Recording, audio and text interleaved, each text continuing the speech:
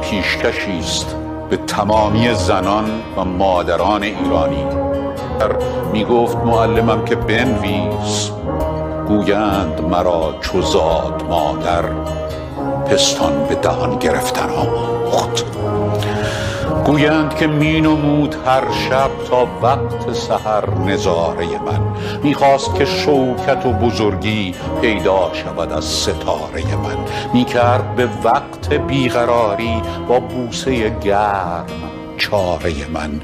تا خواب بدیدم نشیند شبها بر گاهواره من، بیدار نشست و خفتن آموخت. او داشت نهان به سینه خود تنها به جهان دلی که آزرد، خود راحت خویشتن فرو خورد، در راحت من بسی جفا برد.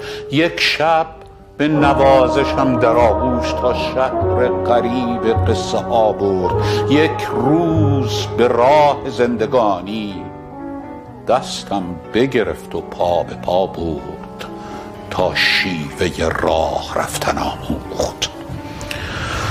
در خلوت شام تیره من او بود فروغ آشیانم، میداد ز شیر و شیره جان قوت من و قوت روانم. میریخت سرشک غمز دیده چون آب بر آتش روانم، تا باز کنم حکایت دل یک حرف و دو حرف بر زبانم الفاظ نهاد و گفتن آموخت.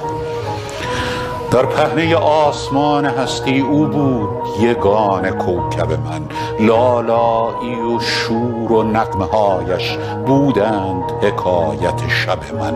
آغوش محبتش بنا کرد در عالم عشق مکتب من، با مهر و نوازش و تبسم لبخند نهاد بر لب من، بر غنچه گل شکفتن آموخت.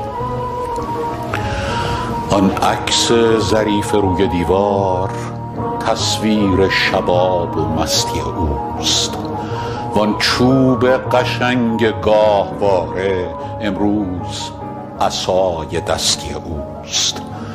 از خویش به دیگران رسیدن کاری ز خدا پرستی اوست.